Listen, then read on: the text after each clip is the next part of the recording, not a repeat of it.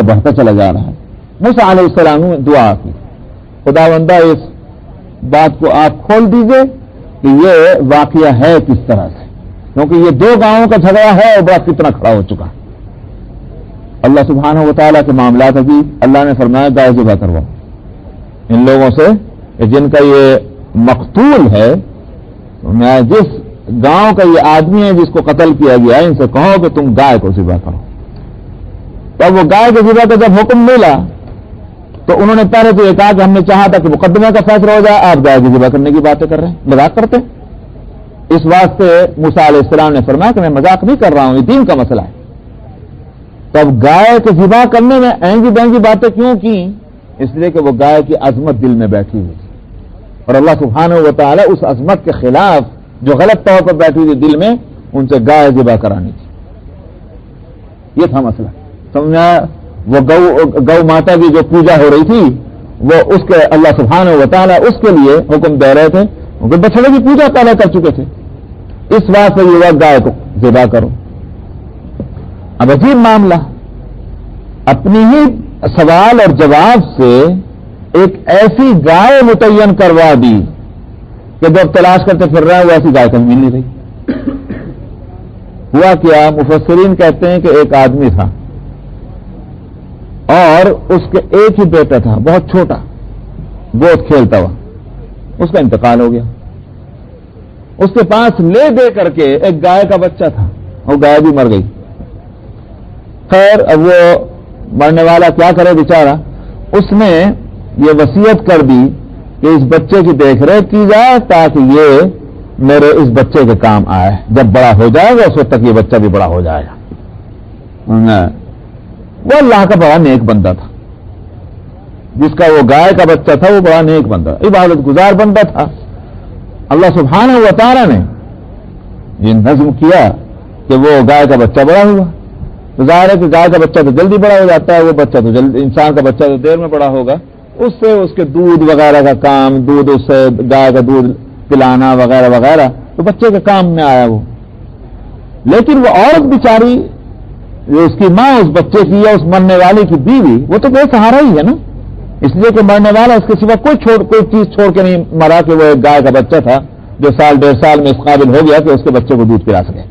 اس سے زیادہ اور کچھ نہیں. اللہ میں نے یہ انتظام کیا.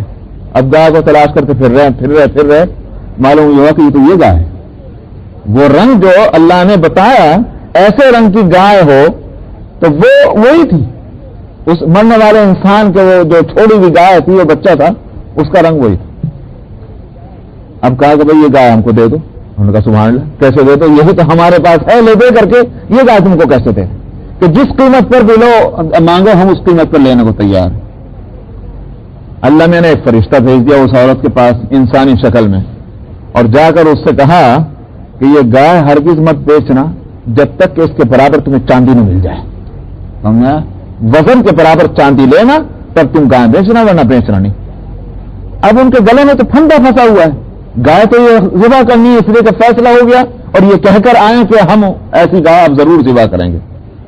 چنانچہ انہوں نے چاندی دی یہودیوں نے, اور وہ گائے خریدی اور لے جا کر ذبح کی. تو اب اس عورت کا بھی کام بن گیا, اتنی ساری چاندی مل گئی, اب اس کا بھی گزر ہوگا, بچے کا بھی گزر ہوگا. مفسرین کہتے ہیں کہ اللہ کے عبادت گزار بندے کی اللہ سبحانہ و تعالیٰ نے اس طرح سے قدر فرمائی کہ وہ اللہ پر بھروسہ کر کے وہ دنیا سے جا رہا ہے. اللہ میں نے اس کی اولاد کے اور اس کی بیوی کے گزر بسر کا یہ انتظام فرمایا, اس کی اولاد کے اور اس کی بیوی کے گزر بسر کا یہ انتظام فرمایا. یہ اللہ کے معاملات. اس لیے اللہ سبحانہ و تعالیٰ کے جو فیصلے جب آتے ہیں تو بظاہر ایسا معلوم ہوتا ہے کہ بس اب مصیبت ہے یہ, حالانکہ اللہ کے علم میں کیا ہے اس کو بندہ جانتا نہیں. اس کو نہیں پتا ہے کہ کل کو کیا ہونے والی ہے. جو آج مصیبت نظر آ رہی ہو سکتا ہے کل کو یہی راحت بن جائے, اور آج جو راحت نظر آ رہی ہو سکتا ہے کل کو وہ مصیبت بن جائے. اللہ کے فیصلے بڑے عجیب ہے. تو دو مسئلے حل ہوئے, اور تیسرا مسئلہ کیا ہوا؟ تیسرا مسئلہ یہ ہوا, یعنی دو مسئلے کا مطلب ہوا کہ ایک تو گائے کی ذبح کے حکم سے گائے کی عظمت کو دل سے نکالنا تھا جس کو معبود بنا بیٹھے, دوسرے اس بیچاری بیوہ اور اس کے بچے کے پرورش کا انتظام کرنا تھا, اور تیسرا مسئلہ کیا ہوا کہ ذبح کر کے اس گائے کے ٹکڑے کو اس مقتول کی لاش سے لگاؤ تو یہ بولے گا خود بخود اور یہ کہے گا کون ہے قاتل. اب اس کے بعد تو تم انکار نہیں کر سکتے کیونکہ وٹنس تو ہے نہیں. چنانچہ وہ زندہ ہو گیا اور زندہ ہوا تو اس نے کہا کہ میرا قاتل تو فلاں ہے. اللہ سبحانہ و تعالیٰ اس مسئلے سے ایک تیسرے مسئلے کو صاف کرنا چاہتے تھے اور وہ یہ تھا کہ وہ مر کر دوبارہ زندہ ہونے کے مسئلے میں شک کرتے تھے یہودی اس وقت. اللہ نے کہا کہ اپنی آنکھوں سے دیکھ لو یہ مردہ کس طرح سے زندہ ہوا اور اسی طرح سے قیامت میں بھی مردہ زندہ ہوں گے. واقعہ ایک اور 3 حکمتیں اس کے پیچھے ہیں. اس سے معلوم ہوتا ہے کہ اللہ سبحانہ و تعالیٰ کے فیصلوں کے پیچھے بے شمار حکمتیں ہوتی ہیں اور کہنے کا تو ایک چیز ہوتی ہے مگر مقاصد کتنے ہوتے ہیں اللہ سبحانہ و تعالیٰ کے. تو یہ اس کا تذکرہ تھا. اچھا ذبح کا مسئلہ پہلے لائے اور جس وجہ سے ذبح کا حکم دیا تھا اس کو بعد میں لائے. ہونا یہ چاہیے تھا کہ پہلے اس کو بتلاتے. مفسرین کہتے ہیں اس واسطے کہ تاکہ اگر ترتیب سے واقعہ بیان کر دیتے تو اس سے ایک ہی نتیجہ نکلتا. سمجھا؟ ان ترتیب کے بدل دینے سے کیا ہوا 2 نتیجے الگ الگ نکلے.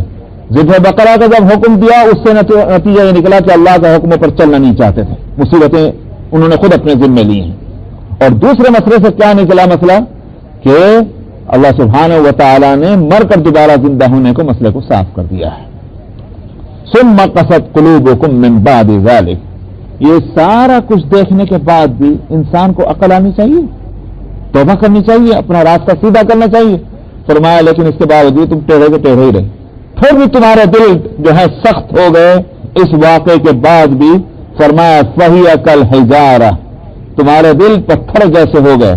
او اشد قسوہ, بلکہ وہ سختی کے اندر پتھروں سے بھی زیادہ سخت ہو گئے.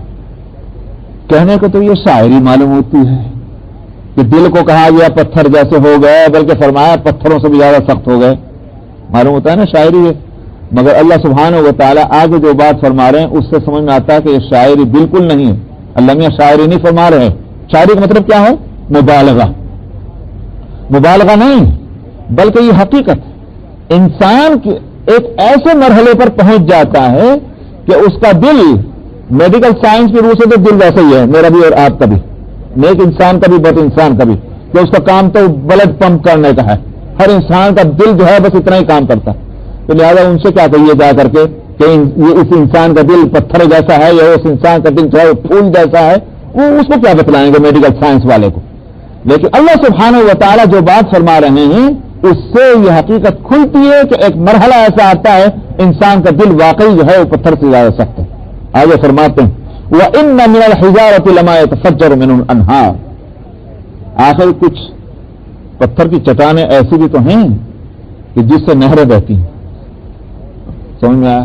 چشمے پھوٹتے ہیں اور نتیجہ اس کا یہ ہے کہ دریا بہ رہے ہیں اور وہ خشکی نہیں ہونے پا رہے ہیں کہ نہیں ایسی چٹانیں. اچھا صاحب معلوم ہوا ایسے پتھر ہیں کہ جس سے نہریں نکلتی ہیں. معلوم ہوا کہ انسان کے کچھ دل ایسے بھی ہوتے ہیں کہ جو ان سے بڑا فیضان ہوتا ہے. ہر انسان کو اس سے فائدہ ہے. غریب کی مدد کرنا, بیماروں کی تیمارداری کرنا اور اسی طرح سے پریشان حالوں کی پریشانیوں میں کام آنا, بہت فائدہ ان کی ذات سے پہنچتا ہے. جیسے میں کل ہی ایک واقعہ بتا رہا تھا سیدنا ابو بکر صدیق رضی اللہ عنہ کے تعلق سے.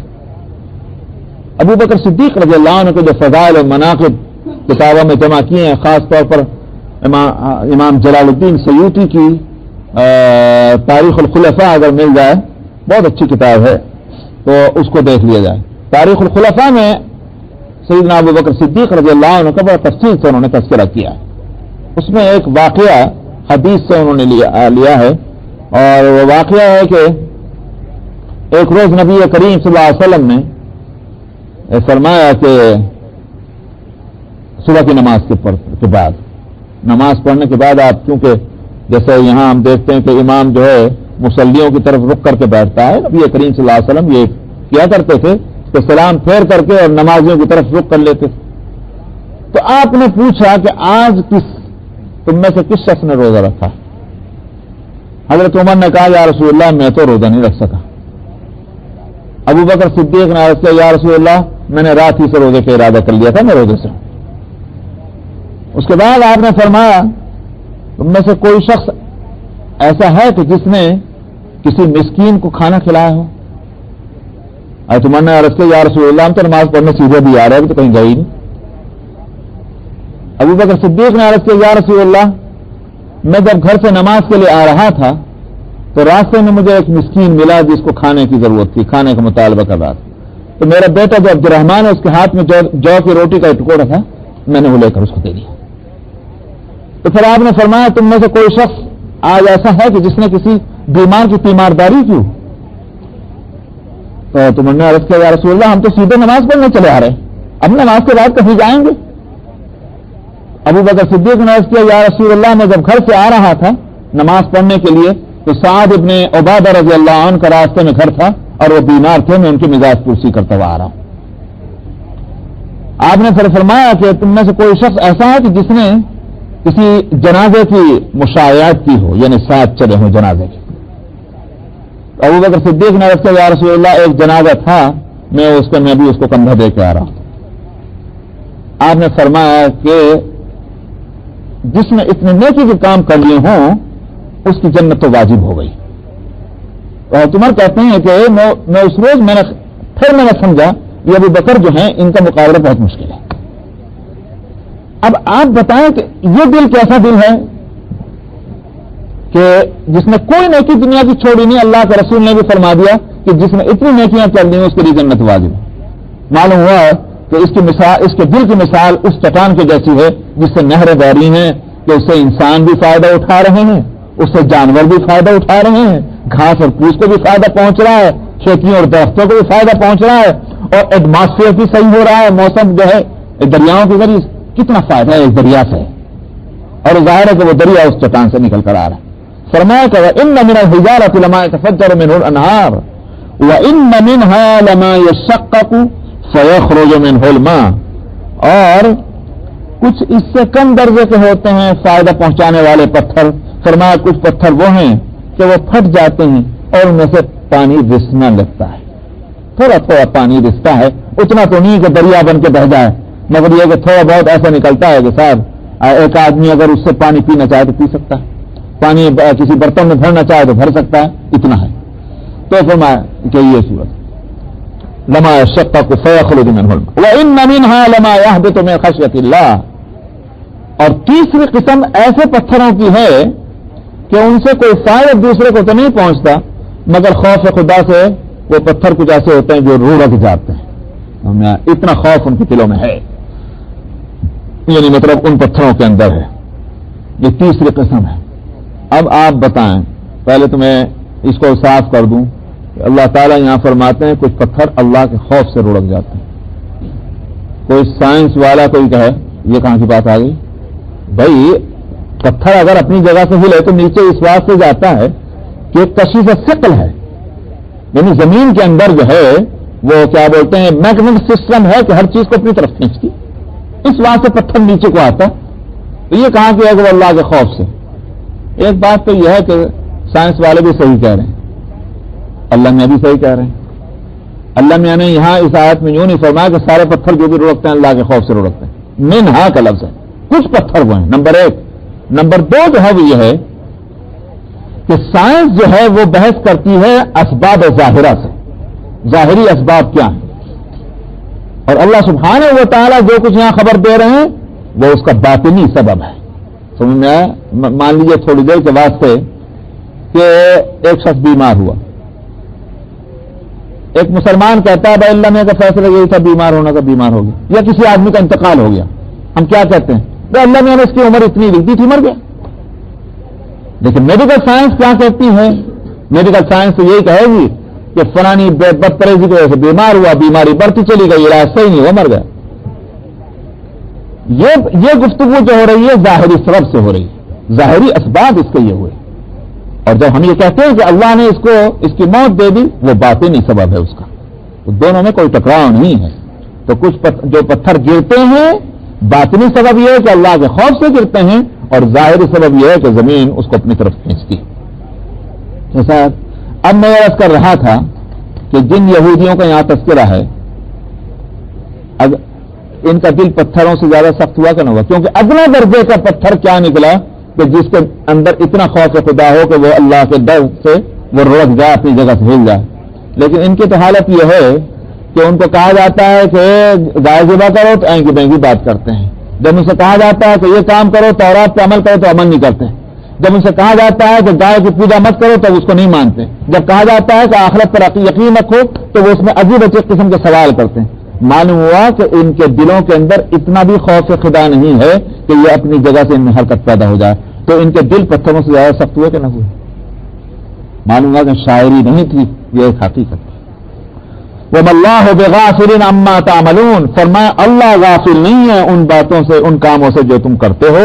مطلب یہ کب تک دنیا میں یہ سارے تم یہ کر کے جیتے رہو گے، آخر ہمارے پاس آؤ گے اور تم کو ان کاموں کی سزا ملے گی. أَفَتَطْمَعُونَ أَن يُؤْمِنُوا لَكُمْ، یہاں سے مسلمانوں کو اس بات کا خطاب ہے. بات پہلے سمجھ لیجیے. بات یہ تھی کہ مدینہ منورہ میں یہودی رہتے تھے اور یہودی اہل کتاب تھے، اور اس کتاب کا جو علم ان کے پاس تھا اس کی روشنی میں یہ کہا کرتے تھے کہ ایک نبی آخر الزمان آنے والے ہیں. کیونکہ اب تک کے جتنے انبیاء آئے تھے تو بنی اسرائیل کے علم میں یہ تھا کہ وہ اسرائیلی تھے، تو نبی آخر الزمان کے تعلق سے ان کا خیال یہ تھا کہ یہ ہماری پراپرٹی ہے، نبوت، لہذا وہ نبی آخر الزمان بھی ہم میں سے آئے گا. اس وقت یہ کہا کرتے تھے عرب والوں سے کہ تمہیں جو کچھ کرنا کرتے رہو، جب نبی آخر الزمان آئیں گے جب ہمیں تمہیں ایک ایک کا بدلہ ہم تم کو دیں گے، اس لیے کہ غلبہ ہمارا ہوگا. نبی آخر الزمان کے ساتھ ہم ہوں گے تو پورے گویا زمین پر ہماری حکومت ہوگی، ہمارا اقتدار ہوگا، ہمارا غلبہ ہوگا، ہم تمہاری حرکتوں کی سزا اس وقت دیں گے. یہ تھی وہ صورت کہ جو یہودی کہتے رہتے تھے اور عرب کے لوگ اس بات کو سنتے تھے. چنانچہ جب نبی کریم صلی اللہ علیہ وسلم کی بعثت ہوئی اور آپ مدینہ منورہ میں تشریف لے آئے تو جتنے مدینے کے لوگ تھے وہ دوڑ دوڑ کر ایمان لے آئے، اس لیے کہ ان کا علم میں تھا کہ نبی آخر الزمان آنے والے ہیں اور ایسے ہوں گے ایسے ہوں گے. تو مدینے والوں نے سوچا کہ پہلے جا کر ایمان لے آؤ، کہیں ایسا نہ ہو کہ یہودی پہلے ایمان لے آئے اور ہم ایمان نہ لائے تو پھر ہم پر غالب آ جائیں گے. ایمان لے آئے، لانے کے بعد ان کو خیال یہ تھا کہ بھائی یہودی بھی تو دوڑیں گے ایمان لانے کے واسطے، مگر یہودی نہیں دوڑے، بالکل نہیں چلے، ایمان لانے میں پیچھے رہے. کیوں رہے پیچھے؟ اس لیے کہ ان کے اپنے خیال کے برخلاف نبی آخر الزمان صلی اللہ علیہ وسلم کن میں ہوئے؟ بنو اسماعیل میں ہوئے، بنو اسحاق میں سے نہیں تھے. یہاں سے ان کو حسد کی آگ ان میں جلی. یہ کیا ہوا کہ ہم جن کا انتظار کر رہے تھے، جن کی اطلاعات ہم دیتے چلے آ رہے تھے، یہ تو عربوں میں سے ہو گئے، ہم میں سے نہ ہوئے. یہاں سے ان کا حسد ہوا اور اس لیے وہ مومن نہ بنے اور اسلام انہوں نے قبول نہیں کیا. تو اب یہاں مسلمانوں کو کہا جا رہا ہے کہ تم تو یہ توقع کرتے ہو کہ یہ آئے آ کر، کیونکہ تم کو خود یہ اطلاع دیتے تھے کہ نبی آخر الزمان آنے والے ہیں، آج تم اس بات کی امید رکھتے ہو کہ یہ آئیں گے مومن بن جائیں گے. تمہارا یہ امید رکھنا، تمہارا یہ لالچ رکھنا غلط ہے، اس واسطے کہ یہ صدیوں سے ان کی حالتیں یہ چلی آتی ہیں، ان کے دل پتھروں سے زیادہ سخت ہو چکے ہیں، ان کے اندر خوف خدا نہیں رہا. اس بات سے کہاں سے توقع کی جا سکتی ہے کہ یہ آگے بڑھیں گے اور ایمان لے آئیں گے. فرمایا افتطمعون ان یؤمنوا لکم، کیا تم اس بات کی لالچ رکھتے ہو کہ یہ تمہاری وجہ سے ایمان لے آئیں گے؟ وقد کان فریق منہم، حالانکہ ان میں سے ایک جماعت وہ رہی ہے کہ جنہوں نے اللہ کی بات کو سنا ہے اور اس کو سمجھ لینے کے بعد پھر اس کو بدل ڈالا. دیکھیے ایک بات تو یہ سمجھیے کہ یہ کون سے واقعے کا تذکرہ ہے. یسمعون کلام اللہ، یاد ہوگا میں نے پچھلے ہفتے یہ بتلایا تھا کہ ان کے 70 آدمیوں کو منتخب کر کے بلایا گیا تھا کوہ طور پر، اور اللہ میاں نے ان سے کلام کیا تھا کہ موسیٰ میرے مقرر کیے ہوئے نبی ہیں، تورات میری دی ہوئی کتاب ہے، اس پر تم عمل کرنا.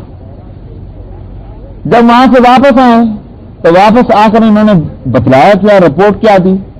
رپورٹ یہ دی کہ ہم سن کے آ رہے ہیں اللہ میاں کی بات. اللہ میاں نے کہا کہ کتاب تو میری دی ہوئی ہے، مگر یہ کہ اگر تم سے عمل ہو سکے تو اس پر عمل کر لینا. یہودیوں نے کہا ہم سے عمل ہی نہیں ہوتا. سمجھا؟ ایک تو مشکل کتاب ہے، ہم سے نہیں عمل ہوتا. ہو گئی بات. تو بات سمجھنے کے بعد انہوں نے بدلا ہے، اللہ کی بات میں تحریف کی ہے، تبدیلی کی ہے، چینجنگ کی ہے. ایک تو یہ ہوئی بات، کیونکہ لفظ کلام لائیں، اور کلام جو ہے وہ تورات کو نہیں کہا جاتا، انجیل کو نہیں کہا جاتا، کیونکہ وہ کتاب اللہ ہے. کلام اس کو کہتے ہیں کہ جو بولنے والے کے منہ سے نکلے. اور کتاب اس کو کہتے ہیں جو لکھنے والے نے لکھی ہے. تو تورات اور انجیل کتاب اللہ ہے، کلام اللہ نہیں. قرآن کتاب اللہ بھی ہے، کلام اللہ بھی ہے. کیوں کتاب اللہ؟ تو اس لحاظ سے ہے کہ اللہ سبحانہ و تعالی نے، جیسا کہ حدیث میں آتا ہے کہ قلم کو سب سے پہلے پیدا کیا اور اس قلم کو حکم دیا کہ لکھ، اور اس نے کتاب اللہ کی، قرآن کی کتابت کی. اور اسی کی نقلیں جو ہیں وہ فرشتوں کو دی گئی ہیں کہ وہی کہ جا کر جتنا حصہ اس کا بھیجنا تھا دنیا میں تو وہ فرشتہ لے کر آ جاتا تھا اتنا حصہ، لیکن اللہ نے وہ پہلے ہی لکھوا دیا لوح محفوظ میں. اس طرح سے تو وہ کتاب بن گئی.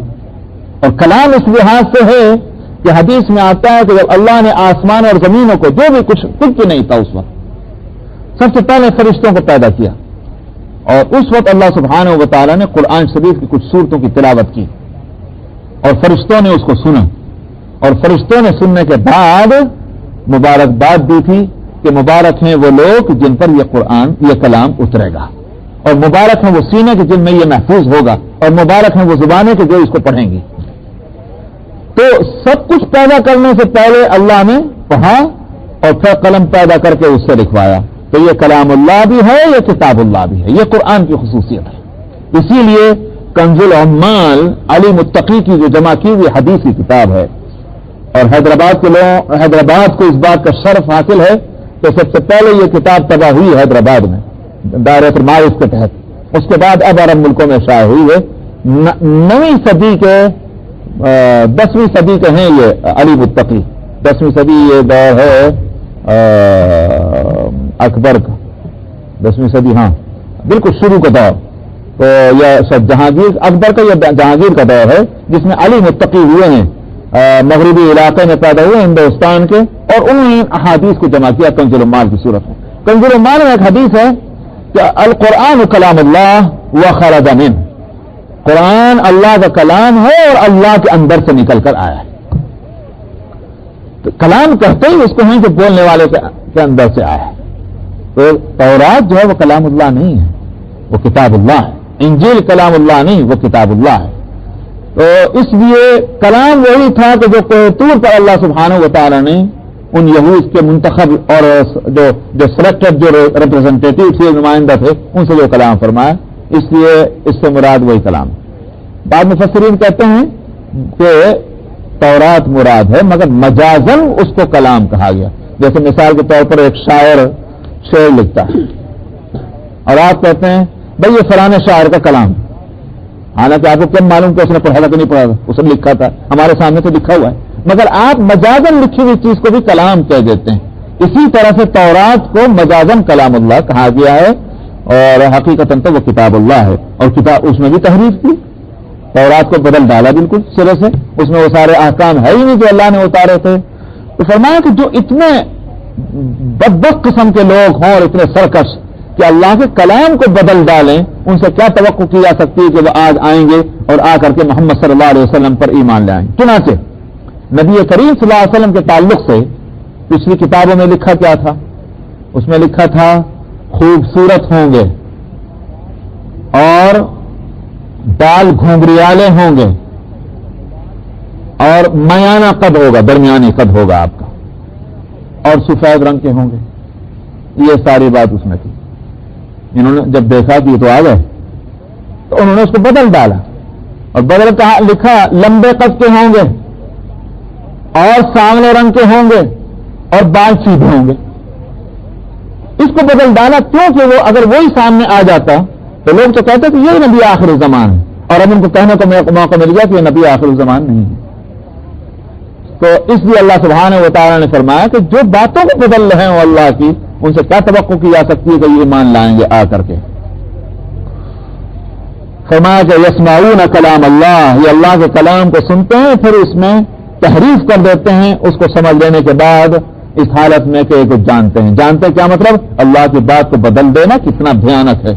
کیوں بھائی، اگر آپ کوئی بات کہیں اور میں آپ کی بات کو بدل کر کے دوسرے کو پہنچاؤں تو آپ اس کو کیا کہیں گے؟ انلیگل ہے کہ لیگل ہے؟ تو میں بد اخلاقی ہے کہ خوش اخلاقی ہے؟ اگر ہم دنیا میں ایک کی بات کو نہیں بدل سکتے یہ خطرناک ہے، اللہ کی بات کو بدل دینا وہ کتنا خطرناک نہ ہوگا۔ اسی واسطے اگر مسئلے پر کوئی شخص عمل نہ کر سکے بری بات، یقیناً خطا ہے، مگر یہ خطا اتنی بھیانک نہیں ہے کہ جتنی لوگ خود کو نہ بدلیں اللہ کی بات کو بدلنے کی کوشش کریں۔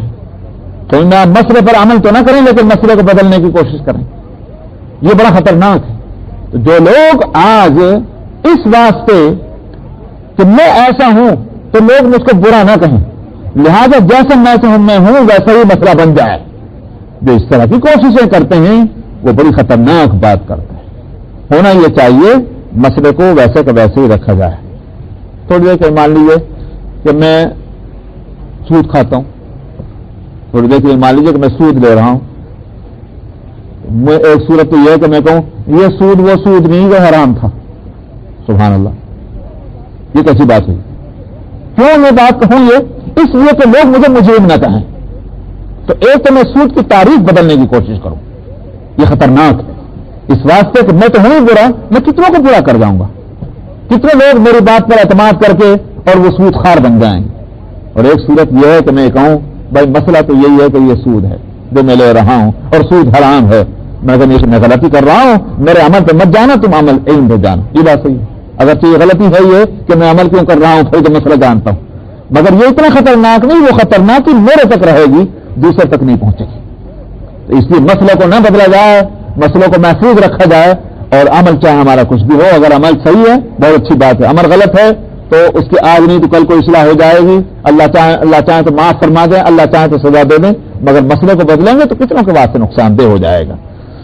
وَإِذَا لَقُوا الَّذِينَ آمَنُوا قَالُوا آمَنَّا، فرمایا کہ یہ لوگ جب ان سے ملتے ہیں جو ایمان لے آئے، معلوم ہوا کہ ان یہودیوں میں بھی مختلف قسم کے لوگ تھے، ایک تو وہ ایمان نہ لانے والے تھے، بیٹھے رہ گئے، بدل دیا اللہ کی بات کو، کچھ وہ لوگ تھے کہ جو منافقین کہلاتے ہیں، یہ بھی یہودی تھے، ان کا کے بارے میں اب یہاں ذکر کیا جا رہا۔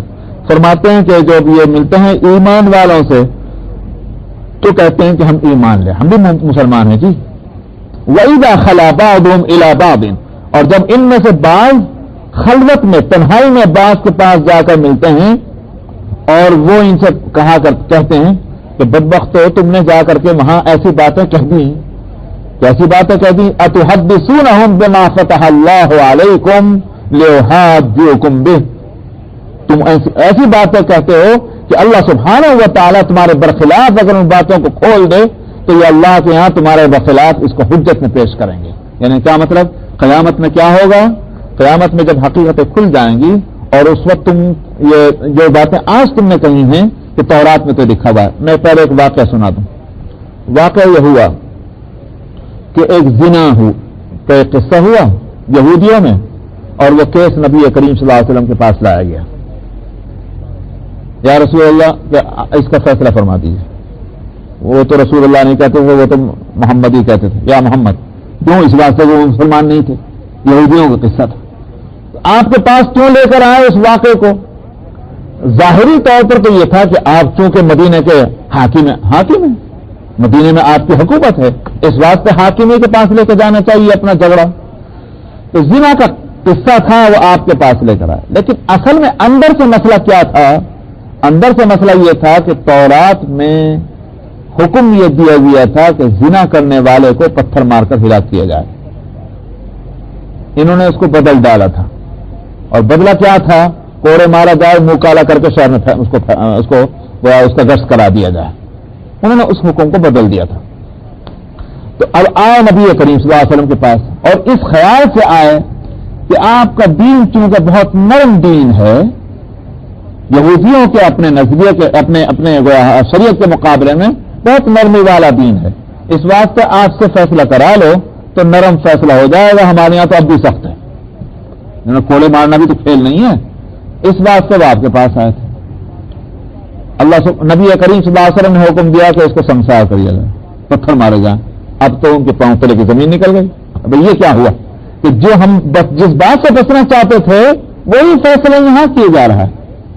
اللہ سبحانہ و تعالیٰ نے آگے چھٹے سپارے کے اندر وہ مسئلہ آ رہا ہے، اور ان کے جرم کو وہاں کھولا ہے کہ یہ اتنے سرکش لوگ ہیں کہ کس واسطے آپ کے پاس یہ فیصلہ کرانے کے واسطے آ گئے. وہاں چھٹے سپارے کے اندر اس مسئلے کو کھولا سورہ مائدہ کے اندر اور وہاں ان پر لتاڑ ڈالی. تو اس طرح کا واقعہ ہونے کی وجہ سے کیا ہوتا تھا جب اس میں نبی کریم صلی اللہ علیہ وسلم نے ایک یہودی کو بلوایا اور بلوا کر کے جو ان میں بڑا عالم تھا اور اسے بلا کر آپ نے فرمایا تجھے اللہ کی قسم بتا تمہارے یہاں کتاب کے اندر تمہاری شریعت کے اندر اس مسئلے میں کیا حکم لکھا ہوا ہے. اس نے وہ عالم تھا یہودیوں میں, اس نے کہا کہ آپ نے اللہ کی قسم مجھے دے دی ہے, اس واسطے مجھے اب سچ بولنا پڑے گا, ہماری شریعت کے اندر اصل مسئلہ جو ہے وہ سنسار کرنے کا تھا. اس پر یہودی بہت بوکھلا ہے. فرمایا کہ قالوا اتحدثونہم, یہ یوں کہتے ہیں کہ تم ان کو ایسی بات بتلا دیتے ہو کہ جب وہ اللہ سبحانہ و تعالیٰ تمہارے اوپر اس واقعے کو کھولے گا تو یہ تمہارے برخلاف حجت میں پیش کریں گے. افلا تعقلون, تمہیں اتنی بھی عقل نہیں, کم سے کم اپنے خلاف تو باتیں مت بتا کر جا کر مسلمانوں کو. اولا یعلمون ان اللہ یعلم ما یسرون وما یعلنون, معلوم ہے یہ بھی سرکشی کی بات ہے. کیوں؟ اس واسطے کہ کیا انہوں نے یہ سمجھا کہ جو کچھ یہ بتلائیں گے اللہ کو اتنا ہی معلوم ہوگا, اور اگر یہ نہ بتلائیں تو اللہ کو کچھ پتہ نہ چلے. اولا یعلمون, کیا یہ نہیں جانتے کہ اللہ کو خوب معلوم ہے جس بات کو یہ چھپاتے ہوں یا جس بات کو یہ ظاہر کرتے ہوں. یہ نہیں یہ بتلائیں گے تب بھی جو کچھ ان کے دلوں کے اندر فطور ہے اللہ اس سے باخبر ہے, اور اس کی وہ سزا اللہ سبحانہ و تعالیٰ قیامت میں دیں گے. یہاں جرم بتایا گیا ان کا جو اہل علم ہے, جو ان کے پوپ پادری ہیں, لیکن دوسرا طبقہ ہے ان میں ان پڑھ لوگوں کا, جو جاہل ہیں, جو فالوورز ہیں ان کے, اور وہی دراصل یہ حرکت کر رہے تھے کہ یہاں کچھ وہاں کچھ. تو فرماتے ہیں کہ ومنہم امیون, یوں کہیے کہ تحریف کا جرم کی نشاندہی کی گئی کہ یہ لوگ بڑے مجرم ہیں کہ انہوں نے کتاب اللہ کے اندر تحریف کر دی. لیکن ظاہر ہے کہ تحریف کرنا کس کا کام ہے؟ جاہلوں کا. جاہل تھوڑی تحریف کرتے ہیں, وہ تو عالموں کا کام ہے, علم والے تحریف کرتے ہیں. تو اس لیے یہ ہو سکتا تھا کہ جاہل یہ کہتے ہیں کہ ٹھیک ہے بھائی جو کچھ الا بلا ہے نہیں مولویوں کے ساتھ, ہماری جو جان چھٹی, اس لیے ہم نے تو یہ حرکت کی نہیں. ان کو فرما رہے ہیں ومنہم امیون لا يعلمون الكتاب الا امانیہ وانہم الا یظنون. ان میں ایک جماعت دوسری ان پڑھ لوگوں کی ہے, ان کو یہ نہیں جانتے کتاب کو, یعنی مسئلہ مسائل ان کو معلوم نہیں ہے, کتاب پڑھ نہیں سکتے, بس ان کے پاس تو کچھ آرزویں ہیں, کچھ امیدیں ہیں. یوں ہی کہہ لیتے ہیں کہ بس ٹھیک ہے اللہ میاں تو بڑے کریم ہیں, بڑے رحیم ہیں, وہ تو بخشتے ہی گے, اس واسطے کہ ہمارا کیا قصور, ہمیں تو کوئی مسئلہ معلوم ہی نہیں. یہ ہیں وہ امید ہیں. اسی طرح سے ہم تو فلاں کے خاندان میں, فلاں کے خاندان میں ہمارے دادا سگر دادا جو گزرے ہیں, بڑے بزرگ گزرے ہیں, وہ بخشوا لیں گے, اللہ تو بڑے مہربان ہے, کوئی ہمیں تھوڑی سزا دیں گے. یہ ہیں وہ امیدیں جو جاہلوں کے دلوں میں ہوا کرتی ہیں. اس کو الا امانیہ, تو کچھ آرزو ہیں جو ان کے دلوں میں مچلتی رہتی ہیں. وَإِنْهُمْ إِلَّا يَظُنُّونَ, اور حقیقت یہ ہے کہ وہ امیدوں کی حقیقت اس کے سوا کچھ نہیں, کہ کچھ خیالات ہیں جنہوں نے اپنے دلوں میں پکا رکھے ہیں, اس کے سوا ان کی کوئی حقیقت نہیں, کوئی بنیاد نہیں. پھر ان لوگوں کا ذکر ہے فَوَيْلٌ لِّلَّذِينَ يَكْتُبُونَ الْكِتَابَ بِأَيْدِيهِمْ, کہ جو تحریف کرنے والے ہیں اہل علم, دراصل مجرم تو بڑے وہی ہیں, اس لیے ان کو پھر دوبارہ کہہ رہے ہیں بربادی ہو ان لوگوں کی کہ جو لکھتے ہیں کتاب کو اپنے ہاتھوں سے. ثم يقولون هذا من عند الله ليشتروا به ثمنا قليلا, پھر وہ یوں کہتے ہیں کہ یہی ہے وہ مسئلہ جو اللہ کے پاس سے آیا ہوا ہے, حالانکہ ایسا نہیں. اور کیوں ایسی حرکت کرتے ہیں؟ ليشتروا به ثمنا قليلا, تاکہ وہ ایسا کہہ کر کے کچھ دنیا تھوڑی سی ان کو مل جائے. آپ کے مطلب کا مسئلہ آپ کو بتلا دیا تو $100 $200 آپ سے لے لیے, آپ کے مطلب کا مسئلہ ہوا تو آپ کو بتلا دیا اور کچھ آپ سے لے لیا. اگر آپ کے مطلب اور منشا کے خلاف بتلائیں تو کہاں کے پیسے آپ دیں گے صاحب؟ یہ ہے وہ دنیا خریدنا. تو مسائل جو ہے بدل دینا تاکہ دنیا اس کے بدلے میں حاصل ہو جائے. تو فَوَيْلٌ لَّهُم مِّمَّا كَتَبَتْ أَيْدِيهِمْ, بربادی ہو ان کے لیے اس وجہ سے کہ جو ان کے ہاتھوں نے لکھا, اور بربادی ہے ان کے لیے اس وجہ سے کہ جو کچھ انہوں نے کمایا. دو جرم, ایک جرم تحریف اور دوسرا جرم اس کے بدلے میں کمانا, دونوں کے واسطے ان کو بربادی اور دوہرا عذاب ان کو ملے. وَقَالُوا لَن تَمَسَّنَا اسرائیل کو خطاب چل رہا ہے, اور ان کی سرکشی اور ان کے جرائم کو گنایا جا رہا ہے, اور یہ کہ ہر موقع پر اللہ کی نعمتیں ان تک پہنچتی رہیں لیکن انہوں نے ہر مرحلے پر ان نعمتوں کی ناقدری کی اور اللہ کے اور بندوں کے حقوق کو ادا کرنے میں کوتاہی کی. اس کے باوجود کم سے کم احساس شرمندگی تو ہوتا کہ ہم سے ایسی ایسی خطائیں ہوئیں، ایسی ایسی لفظیں ہوئیں، اور ایک دن کا قصہ نہیں، 2 دن کا قصہ نہیں، صدیوں گزر گئی یہی کام کرتے کرتے، تو کم سے کم احساس ندامت ہو. اس کے برعکس صورتحال کیا ہے؟ یہ احساس تو کہاں ہوتا ہے، اوپر سے احساس اور دعویٰ اس بات کا کہ ہم کو تو جنت نہیں جانا ہے، ہم جہنم میں جانے والے ہیں ہی نہیں، اور اگر کہیں چلے بھی گئے کسی جگہ سے تو 2 4 5 دن کے لیے، چند دن کے لیے جائیں گے اور پھر آخر ہم کو جنت میں جانا ہے. کیوں؟ اپنے طور پر اس کی وجہ یہ بتلاتے تھے کہ ہم انبیاء کی اولاد ہیں، پیغمبروں کی اولاد ہیں، ہمارے برادریوں میں اور ہمارے خاندانوں میں پیغمبر ہوئے ہیں. اور دوسری جگہ تو اسی تعلق سے زیادہ جرأت کر کے یہ کہا کرتے تھے کہ نحن ابناء اللہ و احباؤہ، تو ہم تو اللہ کی اولاد ہیں اور اس کے دوست ہیں. اپنی اولاد اور اپنے دوست کو کون تکلیف میں رکھا کرتا ہے؟ لہذا ہم کو یہاں بھی آرام سے رہیں گے اور وہاں بھی آرام سے ہی رہنا ہے. ہم کو کہیں اتفاق سے اگر ہم چلے بھی گئے تو یہ ایسا ہی ہے جیسے ماں باپ بعض دفعہ بچوں کو سزا دے لیتے ہیں، ایک آدھ تھپڑ رسید کر دیتے ہیں. تو ایسی کسی خطا میں اگر ہمیں کچھ جہنم میں جانا ہی پڑا تو وہ 2 4 5 دن کی بات ہوگی، لیکن ہم کو رہنا ہے جنت میں. تو اس کو یوں فرما رہے ہیں کہ انہوں نے یوں کہا کہ ہر گز نہیں چھوئے گی ہم کو آگ مگر گنے ہوئے چند دن، ایامن معدودہ، گنے چنے دن. اللہ تعالیٰ اس کے بارے میں فرما رہے ہیں کہ قل اتخذتم عند اللہ عہدا، اللہ نے کوئی ایگریمنٹ کر رکھا تم سے. عہد سے مانو بالکل یہ ہے ایگریمنٹ، کوئی تم سے پٹا لکھوا رکھا، تم نے اللہ سے پٹا لکھوا رکھا ہے کہ وہ تم کو جہنم میں بھیجے گا، اور وہ ایسا ایگریمنٹ اور ایسا پٹا کہ اللہ اس کے خلاف ہی نہیں کرے گا. فلن یخلف اللہ وعدہ، اگر کوئی ایسا ایگریمنٹ نہیں ہے، کوئی ایسا وعدہ نہیں ہے کسی پیغمبر کی زبان سے کسی کتاب میں کوئی صورت اللہ کی طرف سے ایسے وعدے کی تم تک نہیں ہے، تمہارے پاس نہیں ہے، تو پھر اس کے سوا اور کیا ہے کہ تم بہتان لگا رہے ہو اللہ کے معاملے میں. ان تقولون علی اللہ ما لا تعلمون، تو پھر کیا تم اللہ کے بارے میں وہ بات کہہ رہے ہو جس کا تمہارے پاس کوئی ثبوت نہیں، ما لا تعلمون، جس کا کوئی علم نہیں. علم اس لیے فرمایا کہ علم ہی دراصل سب سے بڑا ثبوت ہے، بشرطے کہ وہ علم صحیح ہو. اس لیے کہ علم کا سورس اگر صحیح ہے تو علم بھی صحیح ہے. اور دینی معاملات کے اندر تمام چیزوں کا سورس، تمام معلومات کا اور علوم کا سورس ہے پیغمبر. پیغمبر سے جو چیز حاصل ہے وہی علم صحیح ہے، وہی دراصل دلیل ہے. اس لیے میں ترجمہ یہ کر رہا ہوں کہ ان تقولون علی اللہ ما لا تعلمون، تم اللہ کے بارے میں وہ بات کہتے ہو کہ جس کی کوئی دلیل، جس کا کوئی علم تمہارے پاس نہیں. آگے اس کے بارے میں آگے بہتر فرما رہے ہیں کہ بلا، ہاں کیوں نہیں، تم کیا ہو ضرور جنت میں. بلا من کا سبب، قاعدہ سن لو ہمارا کیا ہے، جس نے کمایا ہے برائی کو، کسبہ بلاغت ختم ہو گئی قرآن. یوں کہہ سکتے تھے جس نے بری حرکت کی، کیونکہ کمانے میں آدمی کی محنت کو دخل ہوتا ہے. اس کو کمانا نہیں کہتے کہ کسی نے لا کے آپ کو ہدیہ دے دی، کہیں سے بری پری چیز ہاتھ آ گئی، اس کو نہیں کہتا کوئی کمائی. کمانا یہی ہے کہ آپ اگر آپ جاب کرتے ہیں، بزنس کرنے والا بزنس کرتا ہے، دن اور رات ایک کرتا ہے، محنت سے وہ حاصل کر کے لاتا، اس کو کہتے ہیں کمائی. رشوت کو بھی کوئی کمائی نہیں کہتا، آمدنی کہتے رہیے لیکن کمائی وہ نہیں، اس لیے کہ اس میں محنت نہیں. محنت سے جو حاصل ہوتی ہے اس کا نام کمائی ہے.